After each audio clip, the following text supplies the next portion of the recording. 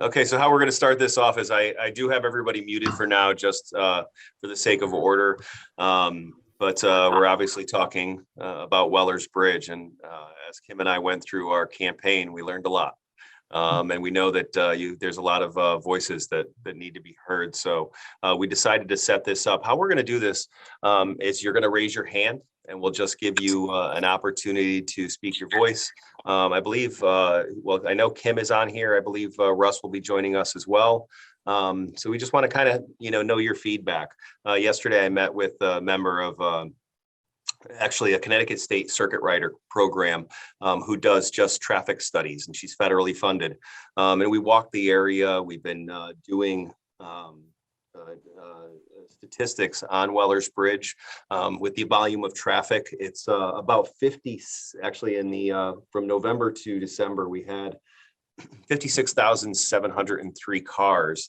And that's just one way. And we were able to track the speeds and the volume. And there's been a lot of different ideas proposed, but we want to hear your voice. So that's kind of the purpose of today. A lot of ideas have been brought up from, speed tables, changing traffic patterns. I would also say that, working with Matt and Bill, they've been working to get GPS shut off on Weller's Bridge, which would, the truck traffic is, definitely a concern, especially when, in Southbury, there's been several accidents down there. And as soon as the 84 is shut down, we have a stream of trucks that come through. Additionally, at the intersection of Baker Road and Century Hill, I've been working with DOT out of Newington to have that corner addressed because it's a dangerous corner. We had 6 major accidents there in 2021. And just overall, that area is a little bad. I'm going to mute a couple more people. But this is truly about your voice tonight. So if you'd like to, raise your hand, give us your viewpoints, and we're going to try and get through all. We're going to try and keep it around an hour and a half if we can to 90 minutes. So, bring your point. Obviously, we're interested in what you have to say. So anyone can start at any point. I have an idea. Go for it.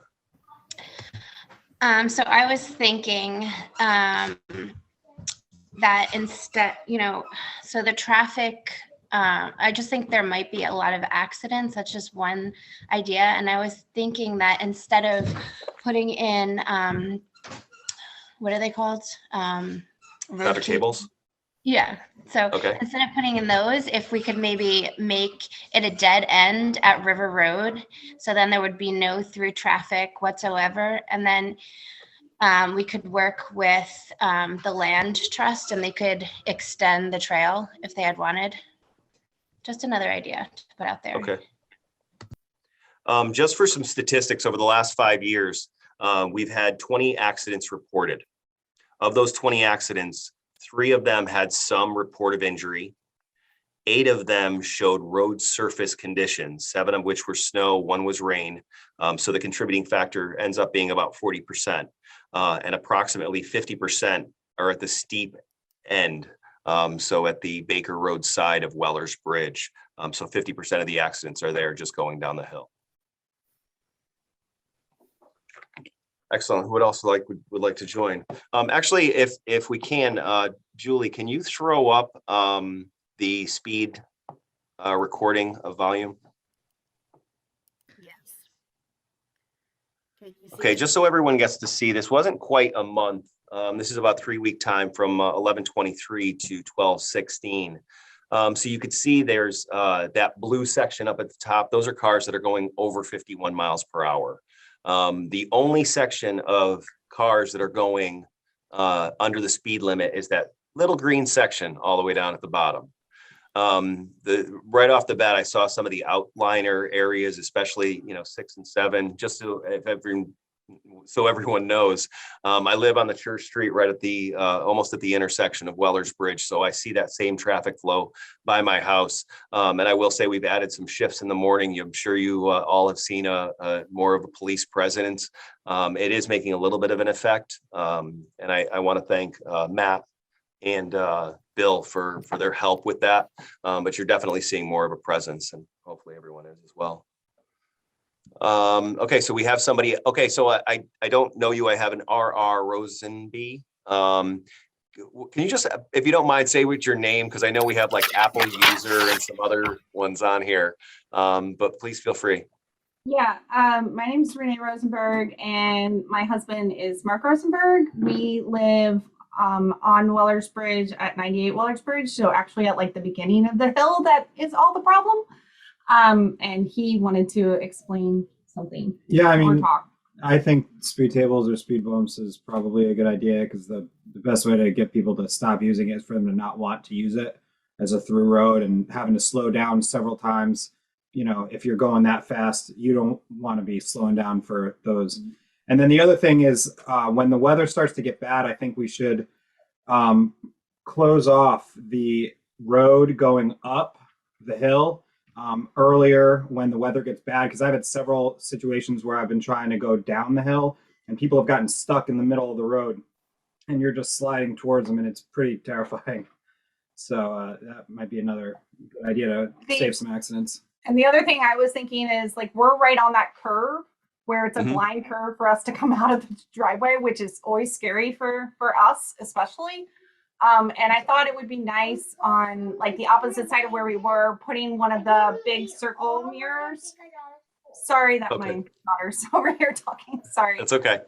But putting one of the big mirrors so that we can see what's coming around that corner. Because usually what's happening around that corner is when people are getting their speed up, they don't know, like, somebody could be there, and in bad weather, it can be really scary when they're right down the middle of the road. Absolutely. Okay. So I know those would be, you know, good for us, is to have something like that. And I've seen a lot of those in the town, but for us, we've definitely seen issues. Because I'm always like counting, going, okay, pray to God nobody comes around that corner really fast. Absolutely. And whenever it's those areas, and I do have a good communication with Bill whenever we have snow events or ice events or rain events. Not only does that road have to be a priority because of the incline with our public works, but we do shut down the road several times. And we've even shut it down when 84 closes and we have a stream of trucks going through. We'll just close down the road. So I thank you for understanding when we do close it, but that's the reason, is to kind of keep that under control. Very good. Okay, would anyone else like to speak? Thank you, Renee. No problem. Yeah, I would like to speak. I'm sorry, I'm struggling with how to raise my hand on the app. So Okay, Kathy, I'll get right to you. Robert had his hand up, so I'm going to go to him, and then Kathy, I'll be right to you. Just one Robert. thing. Hold on, Pat. It's under reactions. If you click on reactions, raise your hand. Gotcha. Okay, this is Robin Maureen Slayton. We actually live on Davenport. And I know this is about Weller, but this is a town-wide problem. Yeah. We have a town-wide problem of speeding and going through stop streets. Yeah. And with no supervision whatsoever. And I think that what's happening in Weller's Bridge is exacerbated because it's so steep. But we on Davenport, we have Chappaug School traffic going up and down, and it's the same thing. So I really do want to emphasize that this is not restricted to Weller's Bridge. This is a town-wide problem, and it's very scary.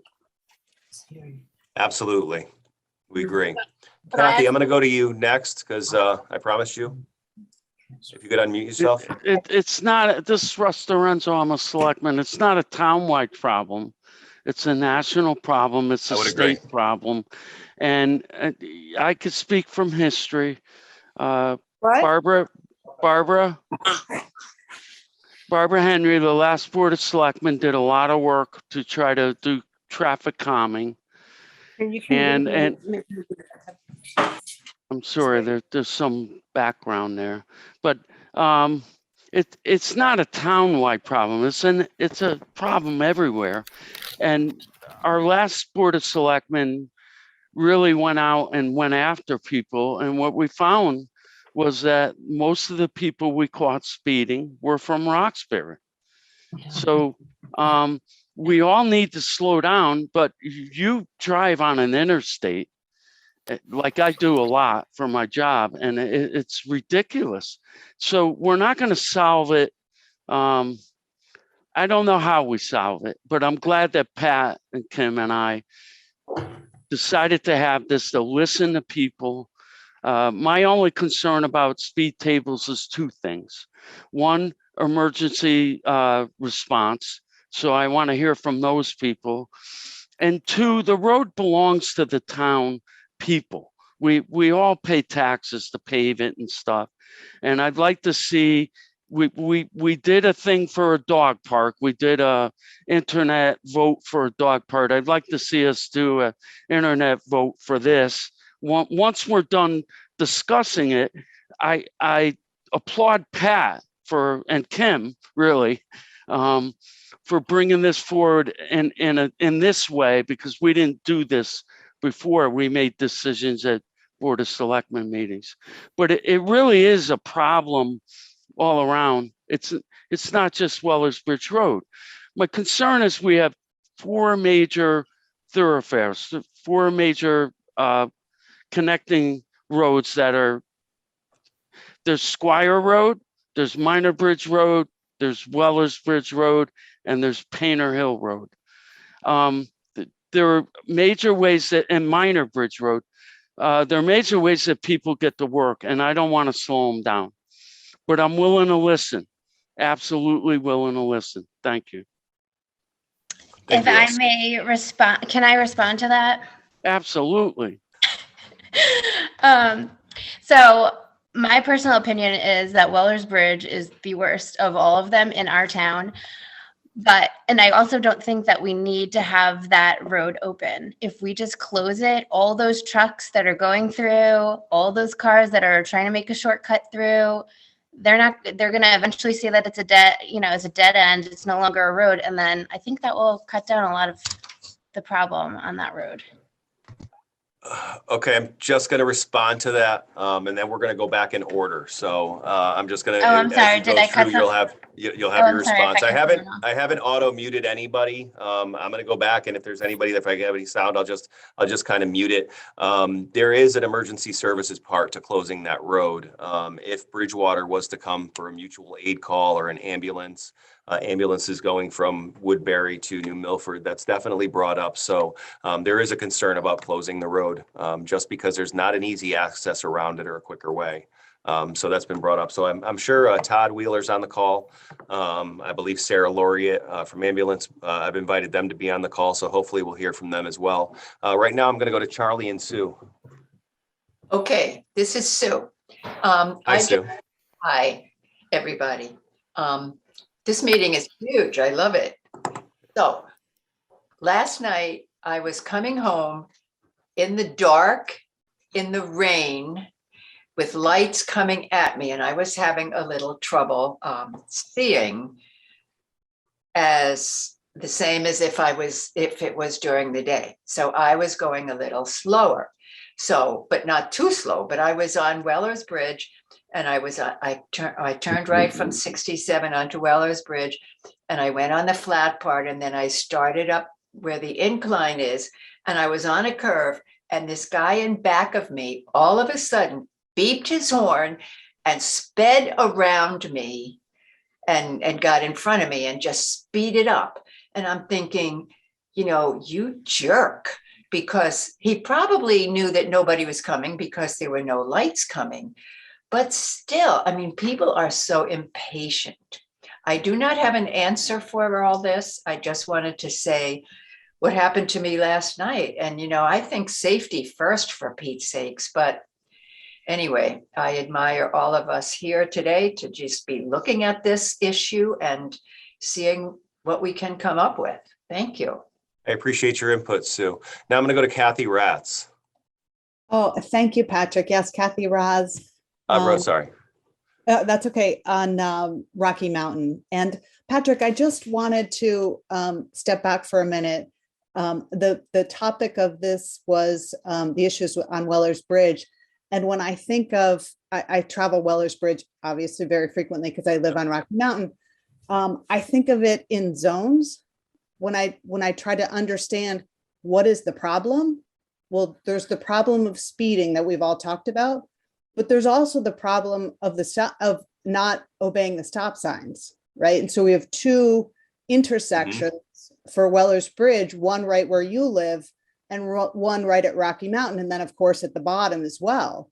And I think those are different, they're different problems and therefore different solutions to them. But they're nonetheless very big problems. As Sue has stated, you know, you've had people going around you. I've had people, as I'm coming down Weller's Bridge 267 to make a left, I've had cars frustrated with my slow speed and go around me at the stop and fly through that stop and go left. I mean, it's just kind of crazy. So I think the solution to the stop signs perhaps is a bit different. Maybe it's speed bumps. I don't know. Maybe it requires a presence at some of these stop signs, you know, with Bill or whomever. Absolutely, I completely agree, and I'm actually seeing it in front of my house as well. I came up Weller's Bridge today, and I did exactly the speed limit. And by the time I got to the stop sign that you're talking about at Rocky Mountain Hemlock, I had 12 cars behind me. I thought it was a victorious moment, and but that's really literally the reason for this call is not just it's the trucks, it's the speed, it's the stopping, it's what we've all known. Thank you, Kathy. I'm going to go to I know it says Susan Segal, but I'm going to say that that's Stephen because I can see you. You got to unmute yourself. Here. There you go. Yeah, I think I understand that's a national problem, but we've all chosen to live in a community which is a small, quiet community, and I don't know why it is that there seems to be so much traffic through it. I mean, I saw Jeff Bennett's on here also. We live on Squire Road. It's the same issue, even though I think Weller's Bridge probably even has more traffic. But Squire Road, the problem is it's so windy, and then there are trucks parked with people dispensing lawn equipment, whatever, and there are cars and trucks going through there very fast. I know with our dogs when we walk, it's dangerous. And I just think that there has to be some way. I had suggested today, but Patrick advised me that you can't do it in Connecticut, to have these sort of camera things which give tickets. But just something that, people will wake up to this, because there are roads, they can go on 67 all the way around, but nobody seems to want to. So just wherever they choose. And Susan walks the dog now. She'll tell you, it's really crazy out there. Yeah, I walk my dogs on Squire Road, and I've almost been hit by a car, twice, even on the side. We were way over on the side on the grass. They're going so quickly. So it's not just, cars. People could get killed. Absolutely. And I think to Russ's point, and perhaps Matt, our resident trooper, who is also on this, might speak to it. Overall, since the pandemic, just speed in every municipality around us has definitely increased. So that's, I think, more the global problem of it was more of a recent pandemic problem. People just started driving faster. I would just add one thing too, that, what Susan always says to me, and she's right, is most of the people on Squire Road slow down, wave, they'll go around someone walking. It's really the traffic that goes through, a lot of trucks, also cars, and some of them go very, very fast. And the same thing is showing on Weller's Bridge. Excellent. Thank you. Thank you. Patrick, if I may. Absolutely. Kim Tester. So I did my own, and some of you know this, but I did my own little traffic test a few months ago, and I picked a spot and I drove at 40 miles an hour, which is over the speed limit, but I figured that was a good average. And I went over Weller's Bridge, and then I did it again and went around 67 and ended at the same point at the base of Weller's Bridge and 67. And going 67 was 1.8 minutes longer. That was it. So it was under 2 minutes change. I think people assume that that is a much longer way to go, and it's not. And I think Weller's Bridge is actually a more dangerous road than 67. And I think that, as Patrick said at the beginning, this is kind of a twofold, more than twofold, but having the state improve Route 67 eventually will make a difference, but I don't think we can wait for that. And that's why we're holding this. I wanted you to know that little test that I did. Excellent. I'm going to go to Mary Ann De Silva next. She's next in line. Hi, Actually, can you it's hear? Elaine. Elaine Hi, and Elaine. Marianne are visiting together. Hi, Elaine Curley. I live in the center of town. I recognize that the residents on Weller's Bridge have a very difficult situation. Not only having to move in and out of their driveways safely, but the visibility is poor. And at the rate of speed, it's almost impossible to see in both directions safely. So I respect the concerns. However, I think that Weller's Bridge serves as a buffer reducing traffic on 67. And if we could all take a moment and imagine those 56,000 cars moving in both directions at the same time on the elbows of 67, which moves it to also a danger. Let's be honest, they're not going to slow down because we've closed Weller's Bridge, but there are lengths of 67 that I myself have been stuck on and feared for my life because there was no visibility oncoming to see if a car got stuck or what was around the bend. So especially where Ed Went's house is, that vicinity, there's an elbow there that's almost impossible to see. And I do agree. I mean, it is a widespread problem because all you have to do is stand out in front of my house and see those 18-wheelers coming around the corner without slowing down. I wish I could say I had a solution, but I believe that a very consistent, conditioned enforcement for scheduled periods of time we would see a change. We would witness a change.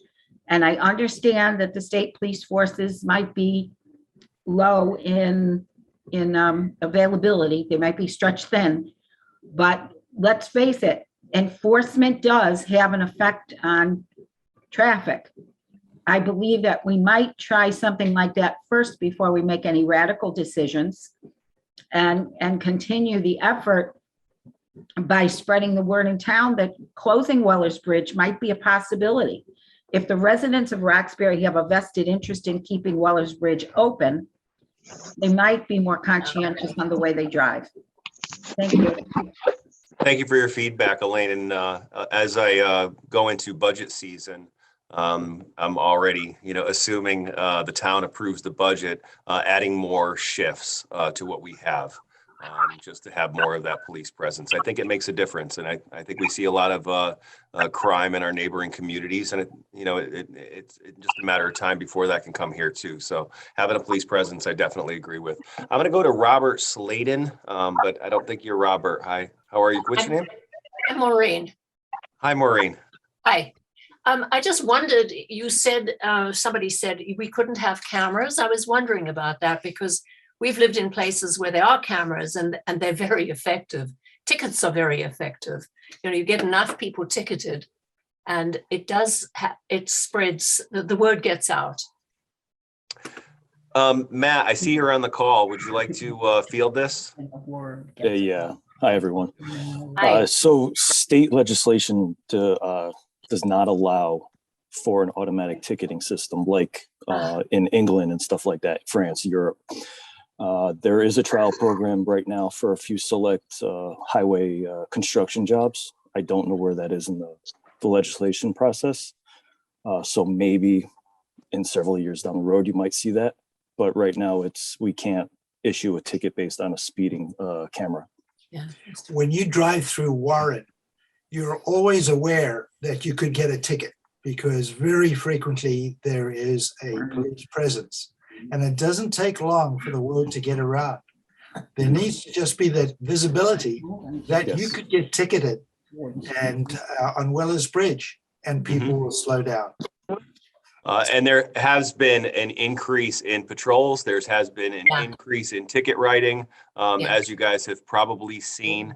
I agree that police presence makes a difference if you come by. And what we've also done is widen those shifts open a little bit more. So we're covering that early morning time, that later time, and it's random. We're not doing it as a consistent thing. The whole idea is to correct the behavior. That's what we're trying to go for. So I appreciate your feedback. The next person in line, it says Brend.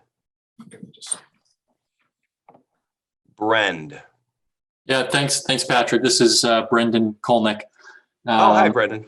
Hey, thank you very much for arranging this meeting.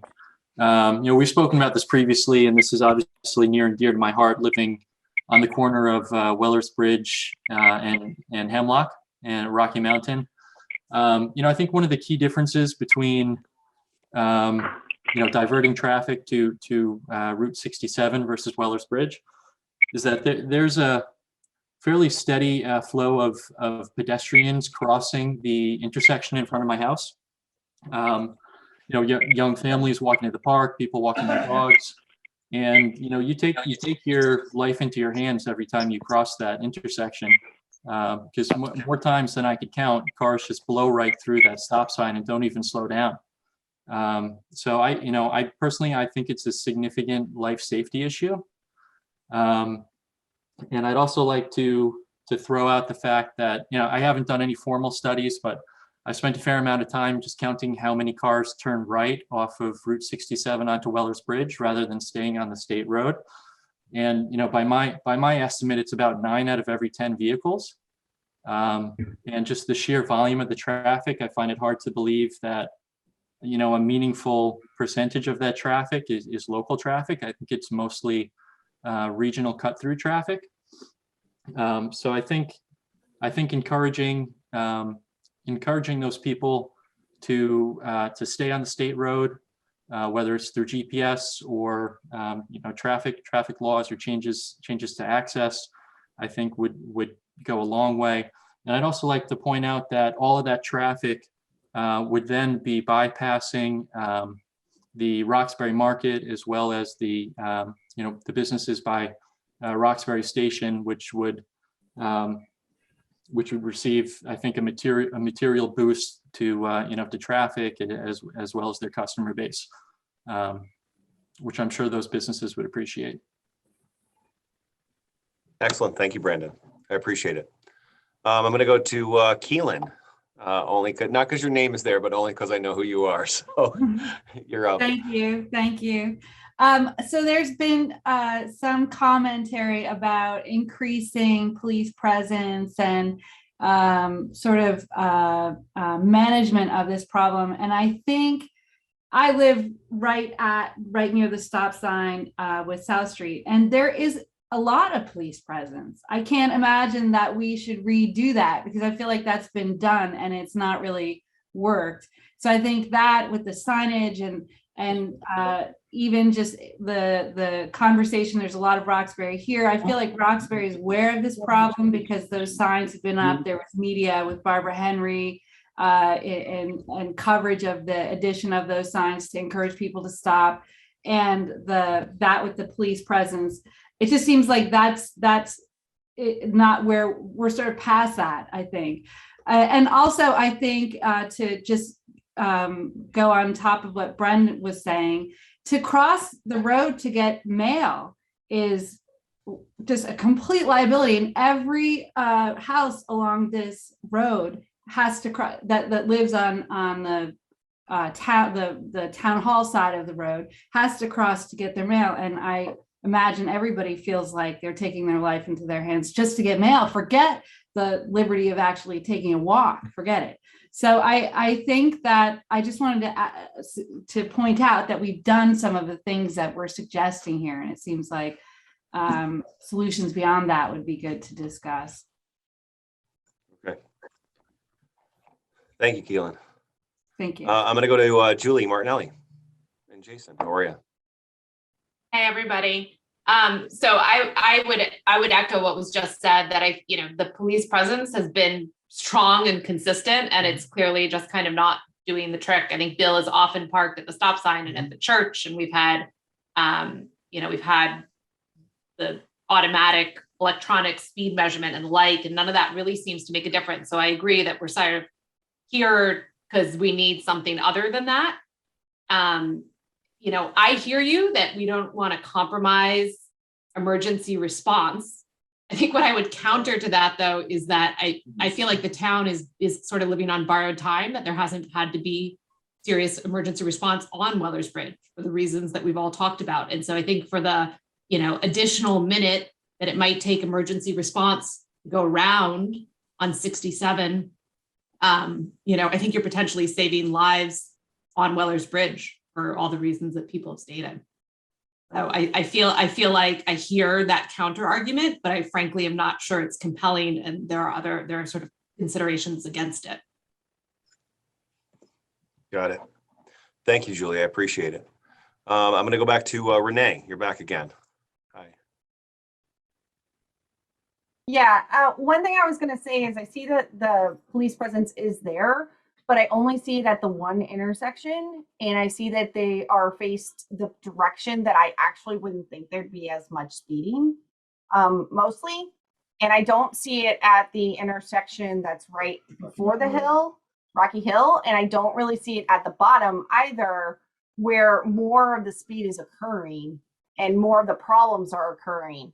So people are not, if they were in different locations within inside of Weller's Bridge, I feel like it would be better. People wouldn't know where it was going to be, and that could help. But mostly every time I've seen police presence, at least for me, it's been only in that one area. And there's a lot of speeding and crazy things that you can do between there. And if somebody knows that, then they're just going to slow down for that one section, which isn't as much the section that we're having most of the issues on, right? So I wanted to say that. I think the shutdown also, could work, but speed bumps always help. If it's only a minute, speed bumps could make that time drop drastically down to like 20 seconds or 10 seconds. And people who usually have no patience don't have patience for speed bumps. So, and people who live on Weller's Bridge, we live there. So we would bring that in and be okay with it, because people are going to be slowing down and people are going to be respecting the road more. So to me, I think those two things would help our situation that we have. And then on any other road, I would think it would be a similar situation. If we don't, it would still have plenty of traffic, because there are plenty of people in this town who go through and who live on Weller's Bridge and do everything. But the people who are trying to speed through our town would maybe take either our road slower or take 67 to not have a speed bump to deal with. And for people who are on 67 and cross the road, crosswalk, I think, to where the post office is would be a great idea, where you would build a crosswalk so people can actually, cross safely.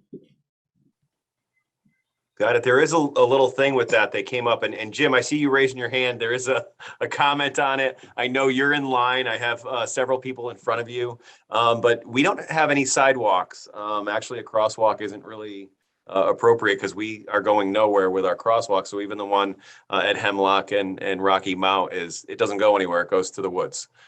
So it's not considered appropriate. It's not what they would do, but that's what they told me yesterday anyway. So. But I do appreciate your feedback. I'm going to go to Rose Loya.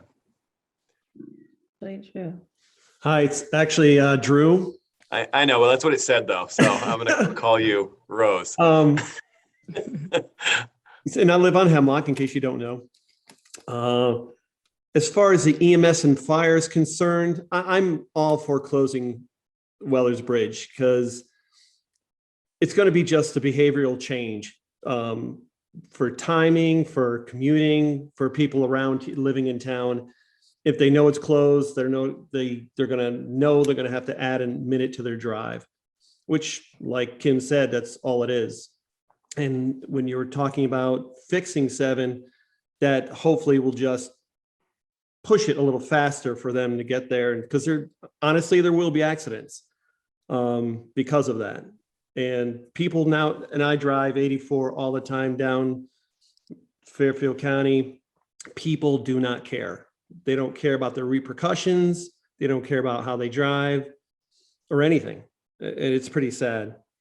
Yeah, that's pretty much, for the closing of it, but it's a behavioral change on everybody's behalf. Excellent. Well, thank you for the feedback. I appreciate it, Drew. I'm going to go to Jessica and Michael. They're next in line. Then I'll get to you, Jim, I promise. Okay, Jessica? Hear me? Yes. So I was just going back to Renee and one of the other gals that was talking about the police presence that's already been done. I suggested this years and years ago when Mike Rice was still our trooper, just to sit. We live at the bottom of Weller's Bridge, right across from River Road, and to have a police presence sitting right there at our mailbox across the road at River Road intersection, I think would be something that could be helpful, because people come across the bridge and they kick it and fly up the hill. They fly down the hill, and I haven't seen anybody over there, maybe a couple of times, but not much. So that might be an option. There is a spot where there isn't a house around 110. I was actually talking with Bill about that because the homeowner has allowed us to park there, so we can get a little bit more on the corner.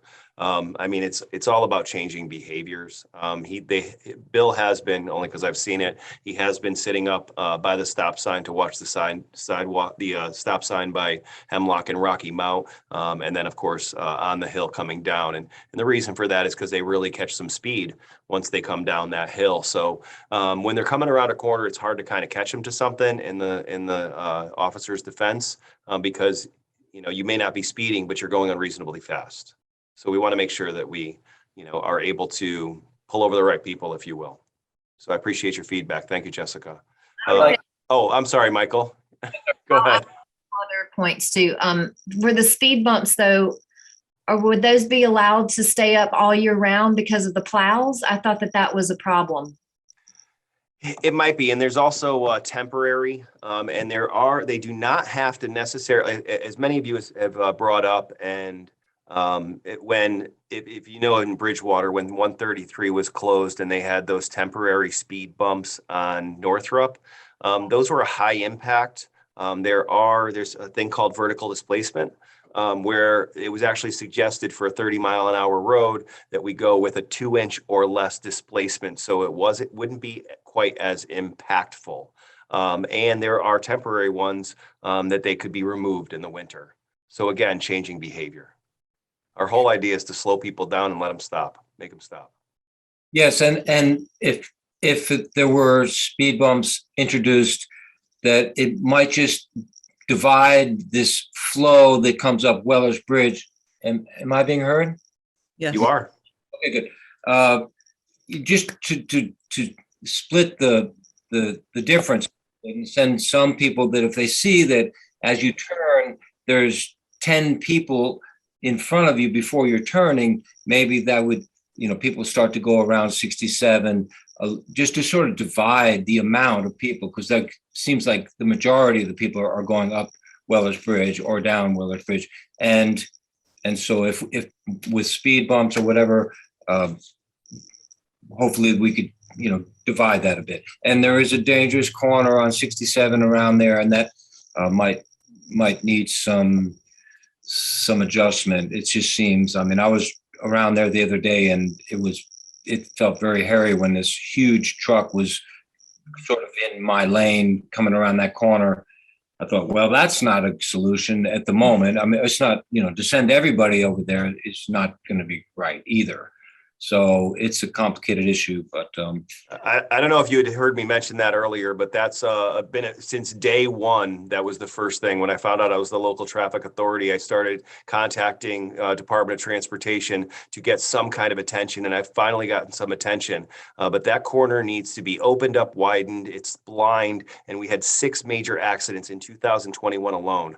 that's a serious concern. So I'm right there with you. There's multi things that we're doing all at the same time, but that's just one part of it. So I couldn't agree with you more, Michael. Thank you very much for your feedback. And I'm going to go to Jim Conway now. Hey, Jim. You want to unmute yourself, though?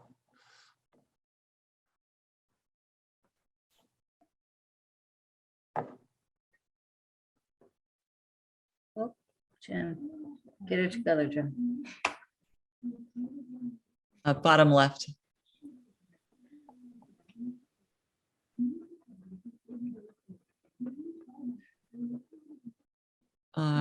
Patrick, can you unmute him? I cannot. I could only ask him to unmute, which I just did. Are you still sharing the I'm with you. Excellent, Jim. I'm sharing. Gotcha. People will be able to. Okay, I think probably, I'm sure, Patrick, you have addressed this. I had a question. With all the towns in Connecticut, I'm sure some other town has had this type of problem. And I was curious as to whether the State Traffic Commission had any recommendations for us to look into. I'm sure this has happened before in other towns. Other towns have dealt with it. It's a huge problem, very difficult to solve. We're kind of throwing out all kinds of ideas, which are great, but I was just wondering if we had any advice from the state on how to deal with this. I have had, that's where I actually met with Melissa Evans yesterday. She kind of agreed with the traffic table, scenario to kind of, slow people down. It doesn't address the volume, but there's different things you can do with, tightening the lines to make it feel narrow and more optical illusion issues with going with that. But she seemed to think that it was appropriate. I brought up how much volume it was because we have an average of 3,300 or 3,700 cars a day. It only becomes an issue if it's over 8,000 to 10,000 cars a day that they would discourage it. Some other towns like Newtown on Queen Street have the speed tables. So if you did, and just so everyone else understands, it would have to be 500 feet from the stop sign. It has to be in a flat area. It has to be well signed. I also called our insurance company to see if that it would put any additional premium or liability on the town. It does not. Okay. So I've tried to address, like we said, there's been a lot of people bringing up wonderful comments. So I'm trying to address them as we go along. I would be in support of the speed tables ahead of the stop signs, both directions at Rocky Mountain, Hemlock, Wellers Bridge. Mm-hmm. Just at least the amount of traffic we're not going to control. We can't send half the people around, but the traffic that comes through, if we have the speed table, they will at least stop or slow down at the intersection. And I'm all for that. And you can get the low ones that the plows can go over, emergency vehicles can go over, and it's just enough to get your attention to stop. And that's kind of what I was looking at. So just in full disclosure, and I'm probably speaking maybe out of turn, but the areas would be when we looked at it, because I kind of agree that we could put something temporary, even if it's a trial basis, to see how it goes. Yeah. But a speed table could be put just west of Wellers Bridge of South Street. So where that flat area is, the other would be just to the east of Hemlock and Rocky Mountain, where we have that flat area. Mm-hmm. So when you came over that hill, that'd be there. And then the other spot is just west of Hemlock, where it goes down the hill and comes around the corner. There's a flat area there that could be done. It's not recommended on a corner or a hill. So right. Unfortunately, that doesn't address the lower section of Wellers Bridge. But again, if we slowed it down, like going 30 miles an hour today and having 12 cars behind me, it'll slow people down. Totally agree. I think it will. So I appreciate the feedback, Jim. I'm going to go back to Marianne De Silva. Hi, Patrick. Hi, everybody.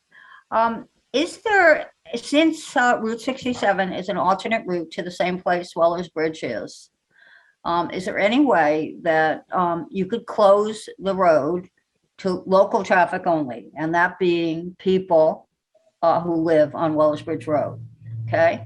And then have a sign there that says local traffic only, and perhaps all others will be ticketed.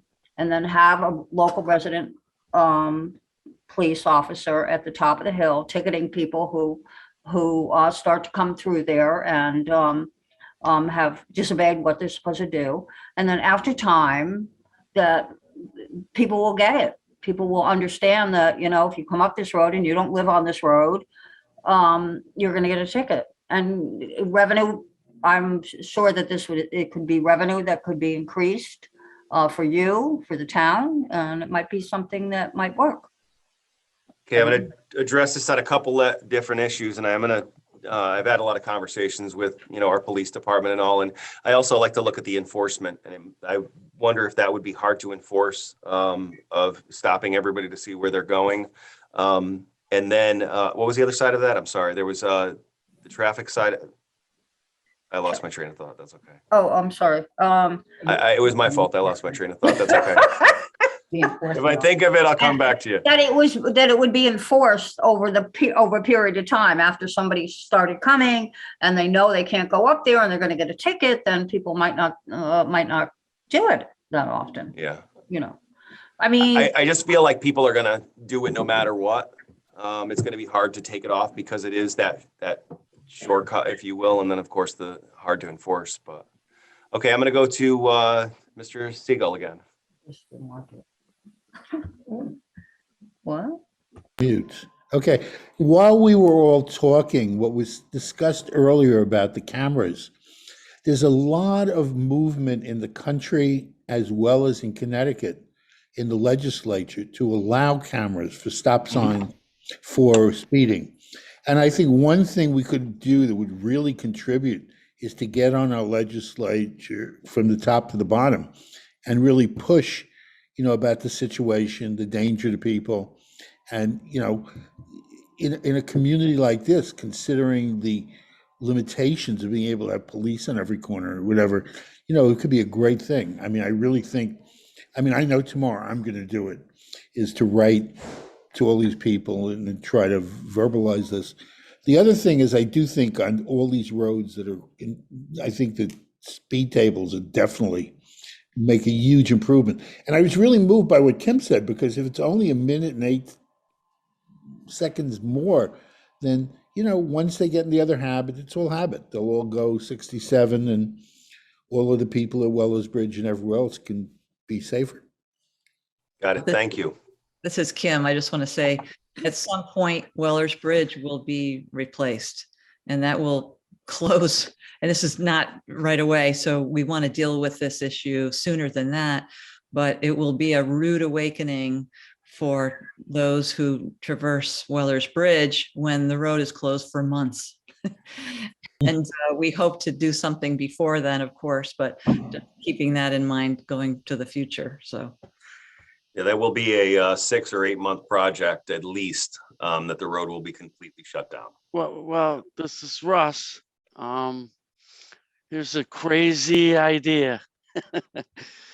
Make the bridge a 1-lane road. It's something to think of. It would require work on Route 67 because there's going to be a backup. But a 1-lane road would really, people don't want to go, wouldn't go that route. Second thing is, we talked about Pat. Route 67 around Century Hill in that area needs to be fixed. And before we do anything, and I know you've been in touch with the state, before we do anything, that needs to be fixed. I mean, if we're gonna cut down traffic on Weller's Bridge, we need to fix those curves or people are gonna die. And that's a point that bothers me because I'm for public safety, as we all are. Of course. So that's my 2 cents on that. Crazy idea. Talk to other towns have done that. Make the bridge a 1-lane road, so people don't go that way. Got it. We have online Sarah Laureate, who I asked to join. So I'd love to hear your feedback, Sarah. Hey, everybody. I am the EMS chief in Roxbury. I think that this is a very, very difficult and complicated issue, and there are several concerns and several moving parts to this. Just from a perspective, this is not just a Weller's Bridge problem. The accidents in town have increased significantly, motor vehicle accidents in the last 2 years, not just on Weller's Bridge, but in Roxbury in general, it is a speeding problem. And I wanted to say that I believe that making Weller's Bridge a one-way road could have a really significant detriment to emergency services, especially because on that side of town, that's our way to get you to the hospital, is either to New Milford or to Danbury from that side of town. In addition, on serious calls, we have a paramedic respond that we share with 7 towns. That paramedic sits in New Milford. And so asking that, those are on the calls that are, life-threatening or a higher level of care than just regular EMTs, where we need an actual paramedic to administer advanced life support or care. That medic sits in New Milford and comes to town from New Milford and often over Weller's Bridge. What does it say? Pardon me? Oh. The calls that the medic is required on can be very severe, and the time that it would take for the medic to go around could be a detriment. In addition, the time it would take us to go around in the ambulance to get out of town to get you to the hospital could be a detriment. I believe that, closing Weller's Bridge, dead-ending it, making it one way, that's an extreme measure. And it is a town road where townspeople have paid taxes to maintain that road. And I don't think that limiting just the people who live there and turning it basically into a private road is an appropriate solution either. But from a medical services standpoint, that creates challenges for us that could really have a significant impact that need to be considered in all of this. Like I said, it's a complicated issue with lots of moving parts, and there have been those 6, crazy accidents at Century Hill and 67 in the last year. Couple of head-ons. I think there were 3 head-ons. There was a big truck that rolled over. It's diverting the traffic is going to have consequences as well. And it's not going to just be that corner. It's going to be, people are going to now say, okay, I can't go Weller's Bridge, so I'm going to go down South Street and out Miners Bridge to get out. So it's not just going to be, we're going to train everybody to go to 67. I think we need to look at this and take baby steps and nothing dramatic at this point, and try and figure out where we're going to be. Also, I don't know the legalities. I'm not speaking now as EMS chief, but I don't know the legalities of taking federal money and making Weller's Bridge a one-way road, how that would work. But that's just, to Russ's point. But there is significant consequences and could have real concerns with some major changes to Weller's Bridge. And as I say, it's not just Weller's Bridge. There are accidents all over town, and severe ones. People have lost their lives, and speeding is a problem. So, I want to do what's best for the town, and we have to be cognizant of that. So I appreciate all of your comments, and thank you for listening. I appreciate your feedback, Sarah. You have a great insight. Thank you. I'm going to go back to Drew Loya. You have your hand raised? Had to turn my mic back on. I thought I was aware, or I was told, with GPS and with Google, you can have that like Weller's Bridge taken off. That's what we're working on. right now. Actually, it's a bit of a frustrating process, and I'm hoping that my help with DOT is going to make that possible. And it's a hardship case. I know they've had success in some New York communities and New Jersey communities, especially for the trucks. And specifically, you see it when 84 is closed and isn't a line of trucks, and it's not local trucks. It's Schneider and Swift and over the road trucks, and they're literally just following their GPS. I can only hope that that's going to make a difference. But I'm diligently working on that, Century Hill, all these other, because I feel that it's a whole, we have to address this on many different issues or many different ways. Encountered coming home from work, going up Chalabies. I told Kim about it. It was about 2 weeks ago. A full-size 18-wheeler coming down Chalabies head on right in the middle. And I was at Fran's, past his drive, I have nowhere to go. And the guy finally looked up like, I am lost. What did I do? And it isn't the first time I've seen an 18-wheeler go up Weller's Bridge, go down Hemlock and down Chalabies. So I was like, it's just bizarre. I mean, what are we going to do? We're going to have meetings like this and figure it out. Hopefully.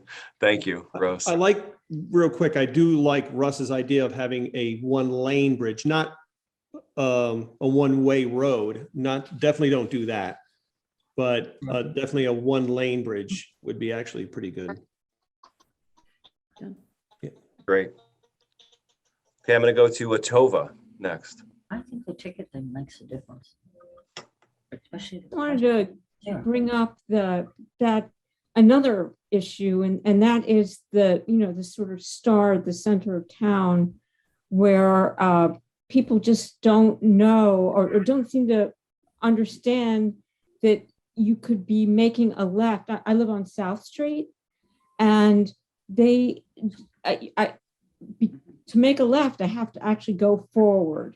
And they think, oh, she's not really making a left. She's just got her blinker on. And people have suggested that I, stick my hand out the window and point, but I don't know how to train people, but they don't seem to understand that that some of us might be doing this. And there's also seems to be a lot of misunderstandings at that stop sign, that the whole group of cars does not go forward when one does, that they absolutely. I don't know why they don't understand that. It's pretty basic, but I do feel as though they are suddenly polite when there is a police presence there, and they do pay attention, and the politeness level goes way up at that moment. That's just, I just wanted to sort of bring that part of into the configuration, the confusion about who's going where at that star in the center of town.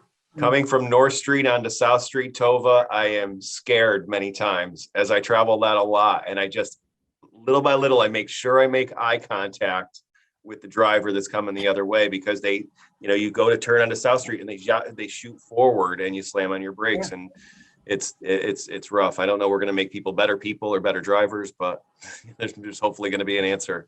Keelan, you're going to be next. Thank you. So one quick thing, my sister is having a hard time figuring out how to raise her hand, and she can actually speak to this, so maybe she could come in here. But I believe that there's a woman named Mary Daniel who successfully got Schoolhouse Road removed from Google Maps, and maybe figuring out how she had done that. Alice can talk better about that. And then just quickly before I have her jump in is, I want to mention the book that the Historical Society and the library, I can't remember exactly who had done that book, but about the history of Roxbury and that walking tour that happened this summer, and how incredible that was. And even that was kind of risky to be walking on the tour day, but how inaccessible some of that local history is. That local history is, because we can't walk around town. And so adding that sort of as a part of the benefit of doing something would be really nice too. But Google, getting it removed, things removed from Google, I know there has been success in town before that. So Alice. Can I hop in here? Is that all right? I'm Alice Daly. And so, yeah, Yes, it is Mary Daniels. I don't know how she did that. And the only thing I wanted to add was, I think the speed tables will definitely address speed, but long-term, we want to address the flow in order to maintain the integrity of walking around town. And I know it was suggested extending the green and having Weller's Bridge end at South Street, and you either turn right or left. And that may also help with changing people's behavior, which is really what we want to do. I realize we're not going to change the volume. We're not going to have less people, but we definitely want to try and figure out the best way to maintain our ability in the future to walk around town and enjoy the town. So that's all I have to say. Excellent. Thank you, Alice. Renee, you're back on. I was just gonna ask, because I didn't know about the Wellers Bridge Road like replacement. Is there a plan to widen it or to add any kind of sidewalk to it if we're going to do the work of replacing everything? Okay, so we're in preliminary discussions, and I'll just be honest with all of this. There is a chance with the infrastructure bill that we're going to have 100% financing on this. So this will be completely federally funded, which would save the town hundreds of thousands of dollars, almost $1 million. And ideally, I would love to see some kind of pedestrian flow. I think it would help connect the preserves. It would allow people to walk around. But again, it's in contradiction to, you know, what's been talked about today of narrowing the road. I personally think it's a little narrow, too narrow almost as it is, but there'd be a nice spot that if you could walk down or connect to Orzac Preserve, to the River Road Preserve, I mean, that would make a wonderful walk around town. I would love to see that, but there's nothing that's set in stone or any development at this point. But it's something we're looking into. We're back to Marianne De Silva or Elaine, whoever's talking. Hi, it's It's Elaine. Thinking about starting small, for the benefit of every town's, all the townspeople, especially. Obviously, we do probably all want to reduce a bit of volume, but mostly behavior. Is it possible just to have a real old-fashioned boss hog traffic ticket blitz, like for 3 days, just blitz? And believe me, I got caught driving down 67 from 6 at O&G. Me and Jay Kenzel and a couple other townspeople who probably prefer to remain unnamed, but 5 of us had to show up for court the same day. And it's something I've never forgotten. I go 39 miles an hour when I pass O&G, and that was a decade ago. So people don't forget when they have to pay $100, $150, whatever ticket, they don't forget. But what if we did just offer some behavior modification by having an intensive operation for like 3 days of ticketing and see if that affects anything? I bet your record numbers would drop. The only thing I worry about that, I'm just going to say for argument's sake, we're kind of almost doing that now. We're trying to add that police president, pulling more people over, ticketing more people to try and change that behavior. The problem is, and I believe Bill is on this call and Matt is also on this call. You do it for that time period, but then 3 days after that, the behavior has already gone back to the way it was. Even if they have a $150 ticket or $200 ticket? Really? Bill or Matt, do you want to speak up, or we always have these conversations? We don't know until we try. Yeah, I think it's a little bit more of, you know, having that present there, you know, as much as possible. You know, that's what we're trying to do, so that the behavior changes, obviously. Okay. I'm going to go to Brooke, but you don't have a last name, Brooke. You gotta do this. You can't touch it. You can speak. Brooke? Well, some of them you could touch. Well, it's just because it's a phone, this is the computer. Now you're. Hi there, this is the other half. This is Russ. Oh, hi, Russ. Okay, I got it. All of these things that have been proposed tonight are kind of like writing a letter with a leaky pen with gloves on. I think you've got the right idea. If you're going to control this, and Matt may not like this either, along with our own resident troopers and stuff, but the ideal operation is police. You don't put something in the street to drive over. You don't put more stop signs in.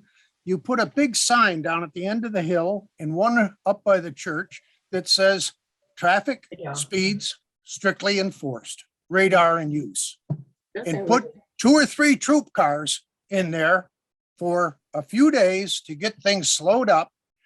And that'll be just before Matt gets screamed and hollered at for the idea of bringing in traffic tickets to his barracks and then to court.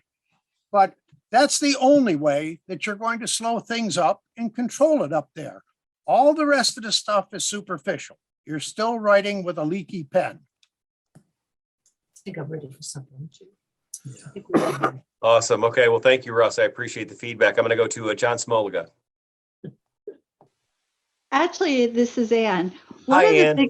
Hi, Patrick. One of the things I know from being on Rocky Mountain too is if there's a problem on Weller's Bridge and traffic gets rerouted, I've had semis come from South Street onto Rocky and then still turn down Weller's. So it's just something else to keep in mind, that there isn't, that availability, that truckers don't know if that part of Weller's is closed, that they can't come down South Street and access it from Rocky. Yeah, I wonder sometimes with that directional. I do have trucks that do U-turns kind of in front of my house, in front of Christ Church, or they go down South Street thinking they can get around it, and they end up on Apple Lane. So again, this is a multifaceted thing. We're going to try what we can, but I definitely see that happening. Because it's a hard place for any 18-wheeler to turn around. So now they're stuck in this loop, this puzzle, if you will, of our roads. Great point. Hey, Pat, this is John. I'll Yes, just John. make a comment too that nobody's brought up tonight. We're a friendly town, and as a welcoming, as something to welcome people to Weller's Bridge Road, how about guard towers on either side?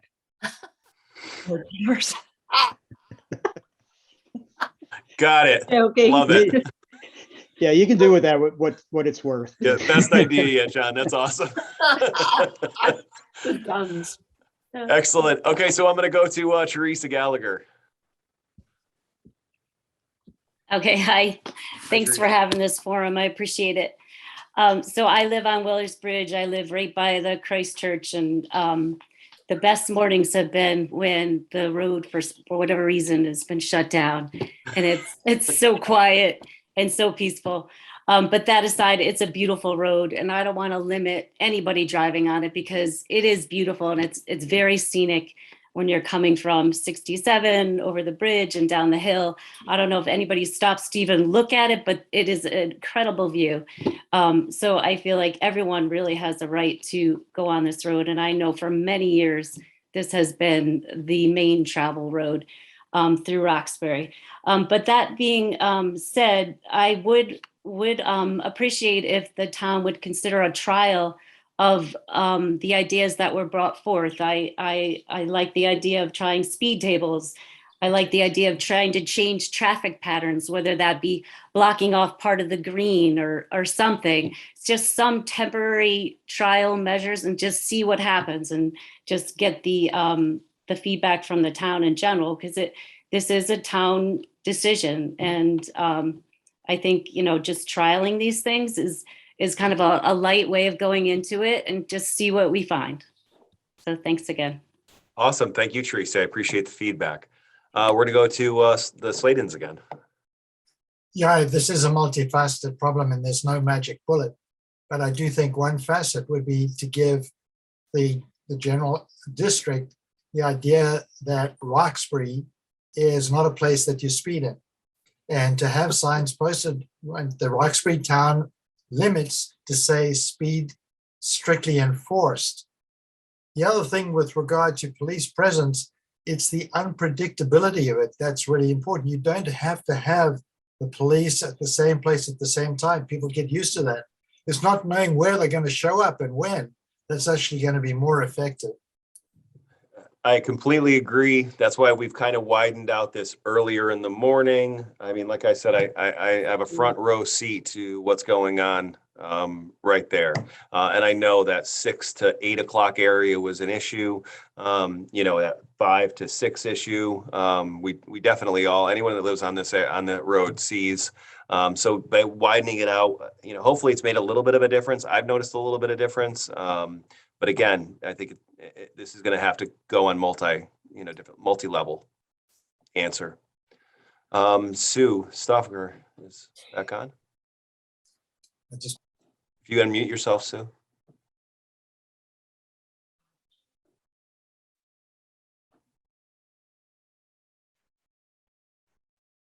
The lower left-hand side of the screen, Sue.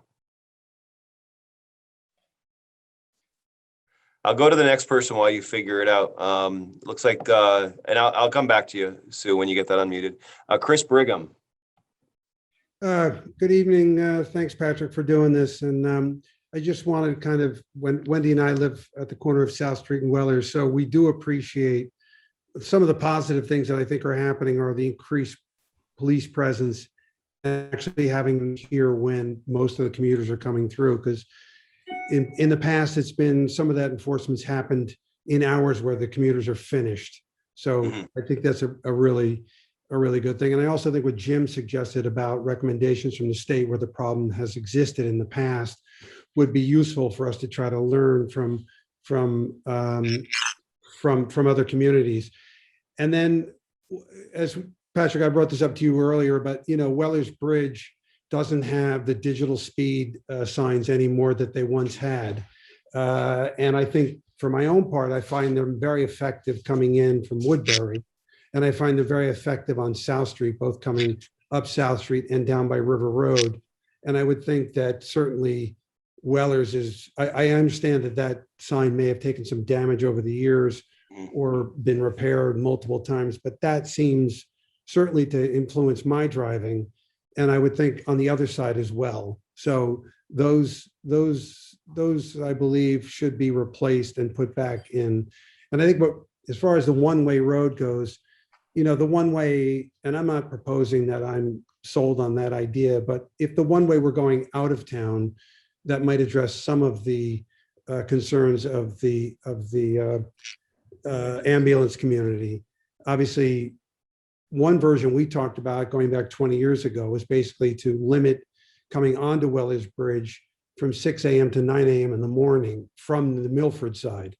So essentially you just cut down one side of the traffic on the bridge for commuting hours. So the morning would go the other way. And then the afternoon you'd have both ways. But, and then the last thing I want to say is, for many years people have said, and I don't mean to contradict anything that Russ suggested earlier, that all the speeders or most of them are from Roxbury. I tend to doubt that. I think that the number of people using these roads at the volume they're using them, the 56,000 people are not principally Roxbury people. And we all speed, okay, so, but if the majority of the traffic is really not local traffic in its total volume, then I think that notion that Roxburyans are the ones who are really the ones breaking the speed limits solely is not factual. But thank you for your time. Appreciate it. Chris Rustorenzo, that's Hey, what we find. We found that it was mostly Roxbury people.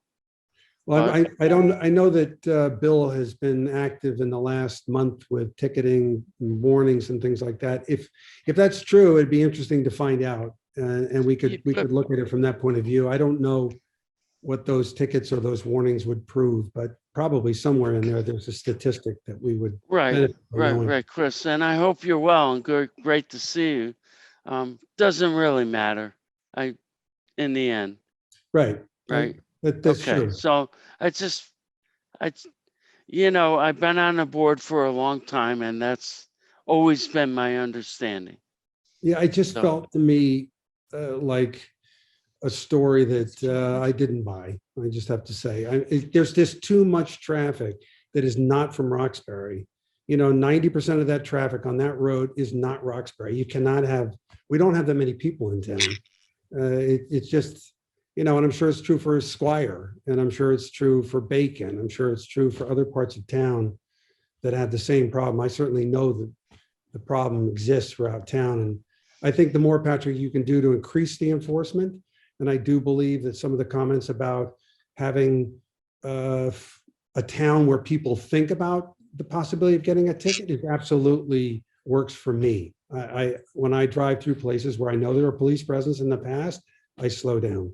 So I agree. And thank you, Chris. And I did take notes on our call earlier today. And you're right. We probably should have some speed signs, because it is a constant reminder when you're going down South Street. Sometimes you don't even realize how fast you're going. You're like, wow, I got to slow down. well, we had that digital sign there. It was doing some good. And I think it works around town. It's certainly the two that are coming in from Woodbury. I'm definitely conscious of them, particularly the second one now.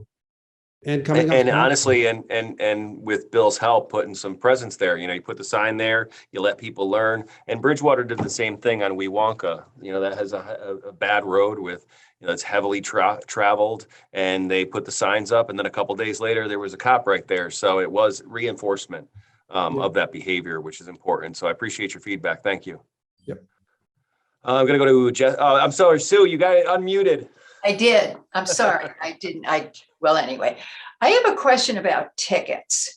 Now, when someone is issued a ticket, how do they pay that ticket? Do they go to the town hall and pay it, or where do they go? How do they do it? Well, we have a resident trooper, the fees, and actually this was part of Mary Ann's question earlier. We do not get a lot of revenue. We get about 10% of that ticket. The rest of it goes to the state. It goes to the state. You mean they mail it to the state? Yeah, you would submit that ticket in. I don't know. I haven't gotten a ticket in a long time. Bill, do you want to, I haven't gotten a ticket in like forever, so I'm doing something right. We hand them, they get an envelope when they get their ticket. They can mail in the envelope, or they can also do it online. They mail it to the state? Yes, it has to, because it, How is that enforced? Suppose they say the heck with this and just toss it. no, then their license will be suspended. And every ticket is tracked. There's a tracking number on every ticket. And when I submit my copy and they don't submit their copy, their license gets suspended.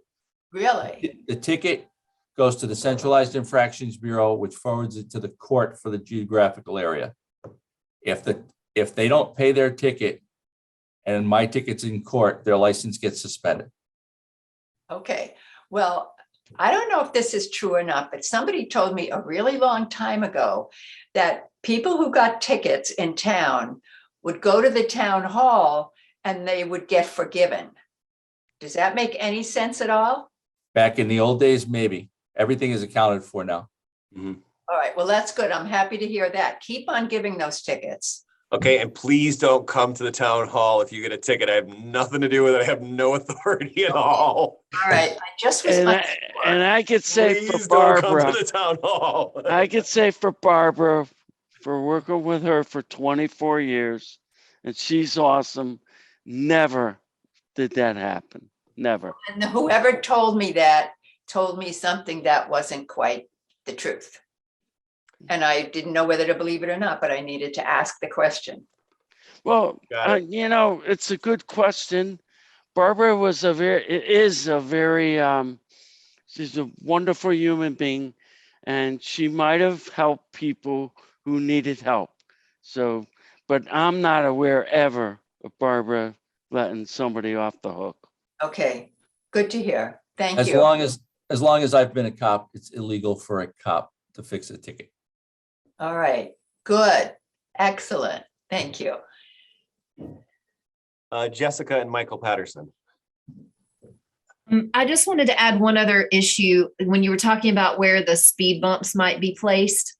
There is just a very short flat space when you come off the bridge to go up the hill in front of our house. And I was just thinking about when we are at our driveway and the cars are coming from 67 to go up the hill, a lot of times they will come all the way over into the other lane. And I know. I'm wondering if there was some sort of I don't know if those grooved middle areas that would make that terrible noise, grinding noise when you hit them, or if there's some sort of little post or something we could put there to delineate the middle line, and that might slow people down, because you were saying to give the illusion of it being narrower. Mm-hmm. They have the whole road, they just fly up through there. So I don't know if you could put a speed bump there either, but I would think that would be a good place to put one from what I have seen. It seemed to be a space problem. There wasn't enough of a straightaway on either side, and that was basically her suggestion. I really would hold back on putting any kind of groove, bump, rumble strip, anything into the road, just for the peace and mind of the people on Weller's Bridge. Because if you've ever stopped by one of those or pulled over, even like they have in Woodbury and Washington, I used to go to Lowe's every morning, and I would leave my house just before 4 a.m. So I was driving down Route 6 in Woodbury, and I hit one of the little center aisle things, and it made a noise. And I realized, I wonder how loud. I thought to myself, I wonder how loud that is outside. It's significantly. It's a loud noise. Like I guess you'd get used to it after a while, but it's not a good. Scrap that then. No, I would implore you, if you get to rumble strips, or if you're ever in an area where there is one of those, or there's heavy traffic, pull over, step out of your car, roll down your window, and then listen to the noise. So, even, and that's why I don't like the high intensity speed bumps, because every truck, every landscape trailer is going to go, and so what we were looking at is more graduated, without that vertical displacement that they had over there. I think there's better options for it, and it would still cause you to slow down. It looked, so yeah. Okay. I'm worried about the whole picture. I've done too much thinking on this. So thank you for that. Sarah Laureate's back on. So Sarah. So this is just a response to the comment about, who's driving on the road, and we started out the conversation, I think Russ Dorenzo pointed out that Minor, Squire, Painter Hill, and Wellers are all, significant roads in and out of town. And in order to live in this town, you have to work outside of this town. So you got to leave town to go to work. You got to leave town to shop. You got to leave town to go to the doctors. You got to leave town to go to the pharmacy. You got to leave town to do whatever you want to do commercially. So it's Roxbury residents. We travel those roads. We speed. It's those 4 roads. It's not just Wellers. Thank you. Awesome, Sarah. Amen. Kevin. Amen. Oh. Thanks, Russ. Kevin. How you doing? How's everybody? I signed on late, so I apologize if this was discussed or not. But I think about this, and it seems really complex, and the silver bullet just doesn't exist. I think when I think about modifying people's behaviors, I see that as monumental. I can't, for the life of me, think that the majority of the people that this is like being caused by is Roxbury residents, because there's just how many trips per day exist and how many residents are there. I have to imagine that's across the board.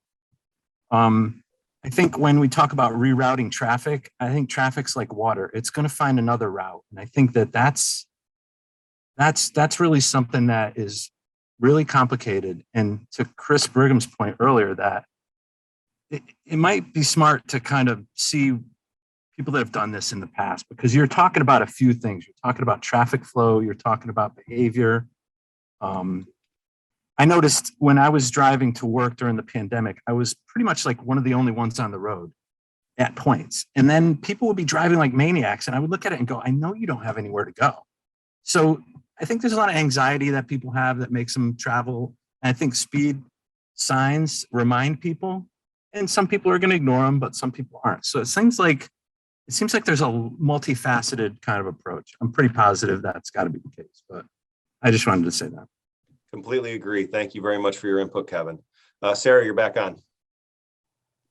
I think we need a positive campaign. I feel like whenever I drive, I feel like everybody's lost consideration for others or compassion for, or respect or patience. And we need a positive campaign along with enforcement in order to get, be aware that you're not the only one on the road. Be aware that there are people walking. Be aware that we're all neighbors, that we're in a community where we'd like to remain safe. So I think that that could be an impact as well. Great idea. I appreciate it, Sarah. Great idea. Thank you. Okay, so I have nobody raising their hand right now. So I think we're kind of good. First of all, this turnout is fantastic. I think we have 51 participants on right now. And this is definitely something that means something to the Board of Selectmen. Your opinion means a lot. And this is definitely something that is front of mind for all of us. This is our community. And I appreciate everybody's input. Thank you so very much. Kim and Russ are on here. So Kim, did you want to say a few things as we wrap up? No, I think the input from all that have participated is fabulous, and really appreciate that. And just a little tongue in cheek, but not really. Many of you know I ride my horse through town. I do that on purpose because I want to reclaim the streets for my sense of the farming community that we once were. So I am lucky that I have a horse that is patient and trusting of me as I make my way and get traffic to slow down. And when they realize that, oh my God, there's a horse in the road. So going forward, I hope to be able to do that in a more safe environment, and that the rest of us can walk our dogs and cats and goats and whatever else we have at home, and to be able to do that in a way that we feel supported. So I think that's wonderful, Kim, and I love to see you and Kara on the road. It's a beautiful thing, and I'll tell you what, you are slowing down more traffic than anybody, so thank you. I'm gonna go, actually, so Russ, I'm gonna get a closing comment from you as well, but Todd Wheeler, I had asked him to join on the call, and he just joined, so I'm gonna give you almost the last word, Todd. Thanks, Patrick. One thing, traffic is bad in town, everywhere. Traffic's up, motor vehicle accidents through the roof. We're doing more and more of them, unfortunately. And one thing I think to look at with this is a couple things. Police presence,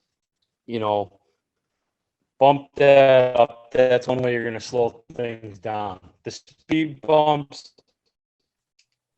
I'm not in favor of them for multiple reasons.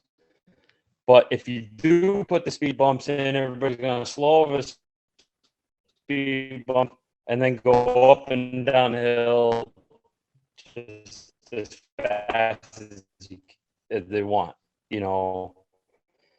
One other thing this is, you were coming from Bridgewater and you go to make a right onto Weller's Bridge.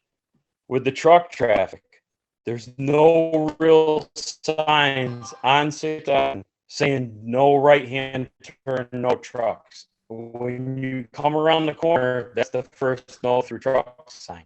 The truck's already on Weller's Bridge. And the traffic, and everybody gets behind him. The guy's not going to back out into 67 and go around. He's kind of committed. If you put up a few better signs, you'd see a lot less truck traffic trying to go over the hill.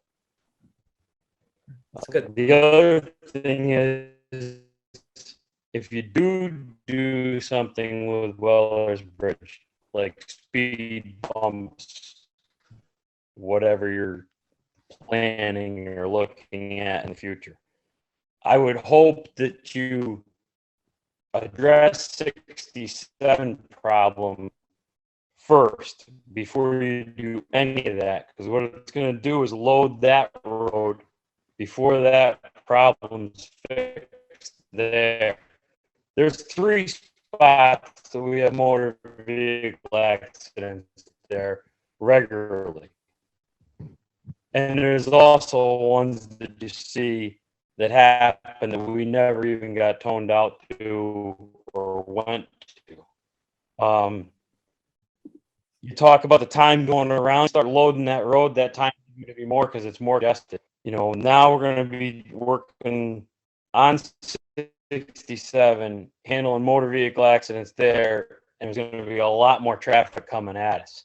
You know, that those corners, there's down by Rag, well drilling, by Century Hill, and up on the top by Hemlock right before you get to the 199. There's 3 spots there that they're crashing all the time at. And it's bad spots for us to work an accident also. The other thing you have to think about too is, you know, closing Weller's Bridge and this and that.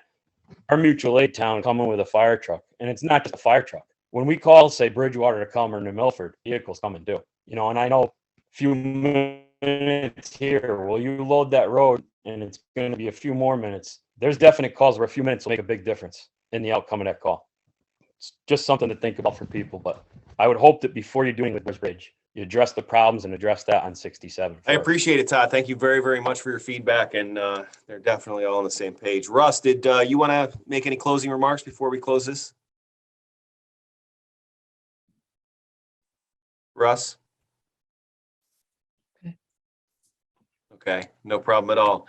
All right, well, I thank you all. We're actually going to be talking about this as a Board of Selectmen on March 1st. We'll go a little bit more into the discussion as a Board of Selectmen meeting. And don't forget that tomorrow night we have our town meeting in person here to vote on a budget thing, the cannabis, the ARPA funding. There's a lot of things going on here in town, and you are a part of it. So please feel free to email myself. It's proy@roxburyct.com, or you can just call the town hall or stop in. And I really appreciate Sarah for joining, Todd for joining, Matt and Bill. Cario, thank you guys very much for your input, and everyone for your input. Have a wonderful day and be safe on Friday. We have snow coming in, but the road crew will be out there. All right. Okay. Have a good night. Wonderful night, everyone. Thank you. Thank you all.